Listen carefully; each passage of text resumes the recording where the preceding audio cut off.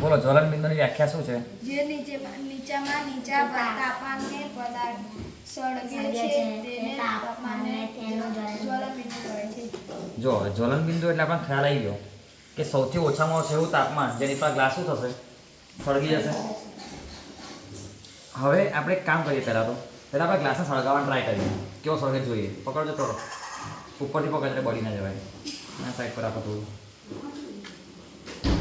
ચાલો ભાઈ. હા આ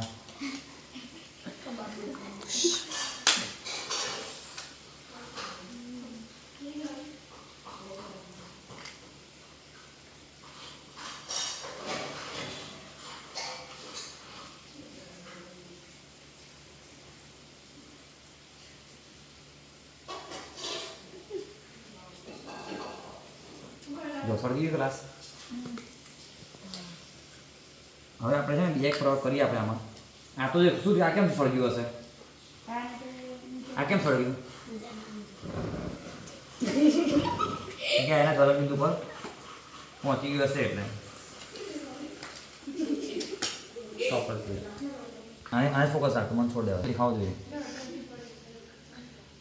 હમણાં આપણે ગ્લાસમાં કશું નાખ્યું હતું અંદર? નહોતું નાખ્યું. એક કાગળનો ગ્લાસ કેવો થઈ ગયો? સળગી ગયો. કેમ? કારણ કે આપણે જ્યારે સળગાવવાનો ટ્રાય કર્યો ત્યાં દીવાલ સળીની મદદથી એના જ્વલન બિંદુ પર પહોંચી ગયો હશે. હવે આપણે ટ્રાય કરીએ છીએ. આપણે એમાં શું ભરીએ હવે? પાણી.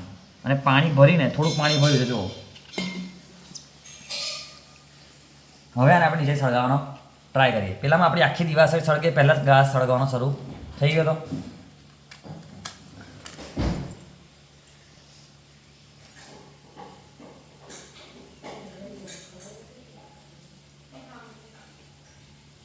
તમને શું લાગે? સળગશે ગ્લાસ?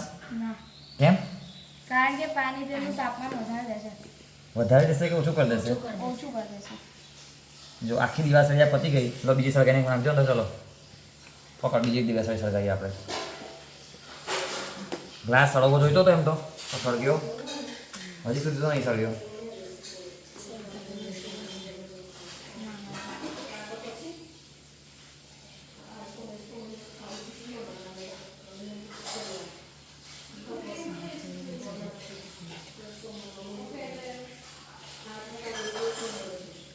આટલું કર્યા પછી બી ગ્લાસ સળગતો નહીં. એનું રીઝન શું છે કે આપણે જેમ જ એને નીચે તાપમાન આપ્યું એ તાપમાન બધું કોણે લઈ લીધું? પાણીએ. જો પાણીએ તાપમાન ના લીધું હોય તો આના જ્વલન બિંદુ પર પહોંચી જાય તો શું થઈ જાય? સળગી જાય. પણ જેમ જ આપણે એને સળગાવવામાં તાપમાન આપ્યું એ તાપમાન એના જ્વલન બિંદુ પહોંચે એ પહેલાં કોણે લઈ લીધું? પાણીએ. હવે પાણીએ લઈ લીધું એનો મતલબ કે આ ગ્લાસ સળગી શકે નહીં. પછી અંદરનું પાણી ગરમ થઈ ગયું. ચેક કરો આની સ્લાઇડ. એટલું ગરમ નહીં, બસ નોર્મલ ગરમ છે પાણી. કેમ થયું હશે? કે બધી તાપમાન કોણે લઈ લીધું? પાણી. એટલે આવી રીતના આ ગ્લાસ સળગ્યો નહીં. આપણી એક્ટિવિટી હતી ચોપડીમાં એ જ એક્ટિવિટી થઈ આપણી.